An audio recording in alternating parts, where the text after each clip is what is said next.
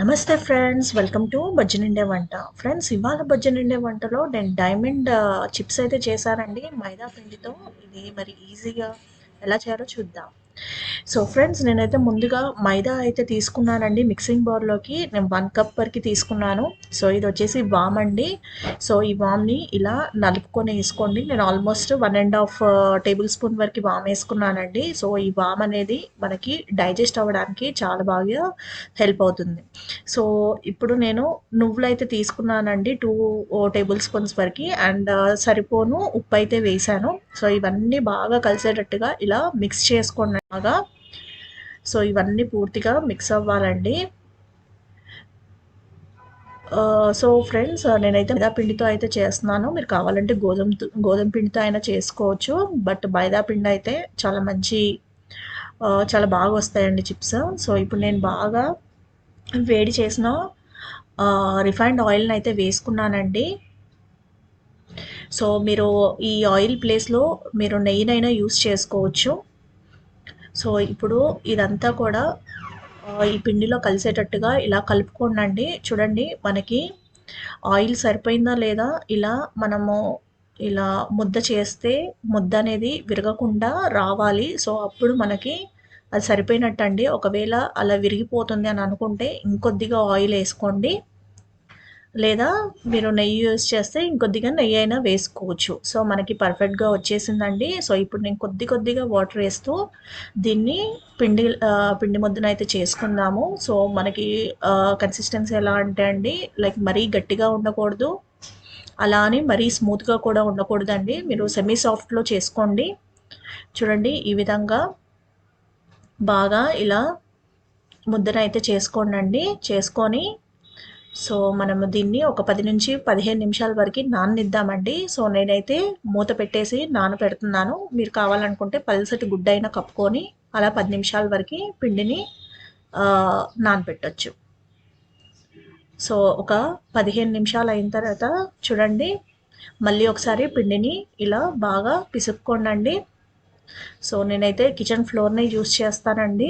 So ఇలా మనము దీన్ని రోల్ అయితే చేసుకోవాలి. ముందుగా బాగా పొడిపిండి అయితే కింద వేసుకోండి. ఎందుకంటే మనకి తర్వాత కట్ చేసుకున్నాక మనకి ఈజీగా ఊడొచ్చేస్తాయండి. సో బాగా పొడిపిండి వేసుకొని ఇలా టర్న్ చేసుకుంటూ, సో నేను ఒకటే పెద్దగా చేసుకున్నానండి. ఒకవేళ మీకు కిచెన్ ఫ్లోర్ కొద్దిగా చిన్నగా ఉంది అని అనుకుంటే దాన్ని 2 ఉండలుగా డివైడ్ చేసుకొని ఇలా వీలైనంత వరకు బాగా పల్చగా చేసుకోండి. సో ఇది మైదా పిండి కాబట్టి మనము ఎంత రోల్ చేసినా సరే అది మళ్ళీ సాగుతూ దగ్గరకు వచ్చేస్తుంది. సో ఇలా టర్న్ చేసుకోవడం వల్ల మనకి అది కొద్దిగా ప్రాసెస్ ఈజీ అయిపోతుందండి. చూడండి, వీలైనంత వరకు బాగా పల్చగా చేసుకోండి. సో పొడిపిండి మాత్రం ఇలా చల్లండి, కింద పైన చల్లుతూ చేసుకోండి. సో దట్ ఏంటంటే మనము చిప్స్ చేసుకున్న తర్వాత ఒకదానికి ఒకటి అతుక్కోకుండా మనకు ఈజీగా వచ్చేస్తుంది. సో ఇలా బాగా పల్చగా చేసుకోండి. ఇప్పుడు నేనైతే ఇలా కట్టర్ పెట్టి అయితే కట్ చేసుకుంటున్నానండి. సో షేప్ అనేది డైమండ్ షేప్లోకి రావాలి. సో నేను సో మరి మీకు సైజ్ అండి మీ ఇష్టం అండి. సో నేనైతే మీడియం సైజులో అయితే ఇలా కట్ చేశాను. మీరు మరి కొంచెం పెద్దగా కావాలంటే ఇంకొద్దిగా పెద్దగా అయినా చేసుకోవచ్చు. ఒకవేళ మీ దగ్గర ఇలా కట్టర్ లేకపోతే మీరు నార్మల్ చాక్ అయినా యూస్ చేసుకోవచ్చు అండి. చాక్తో అయినా మనకి ఈజీగానే వచ్చేస్తుంది. చూడండి, ఈ విధంగా పూర్తిగా ఇలా కట్ చేసుకొని డైమండ్ షేప్లోకి అయితే కట్ చేసుకోండి.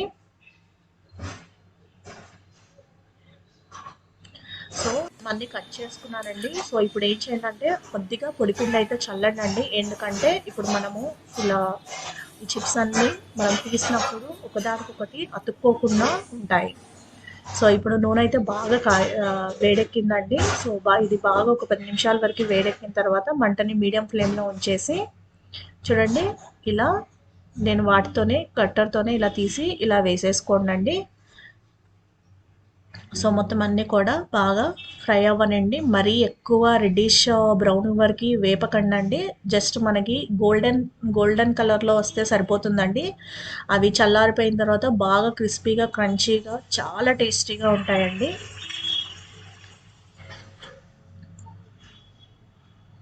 సో ఇలా మంటని మీడియం ఫ్లేమ్లో ఉంచి వేపుకోండి.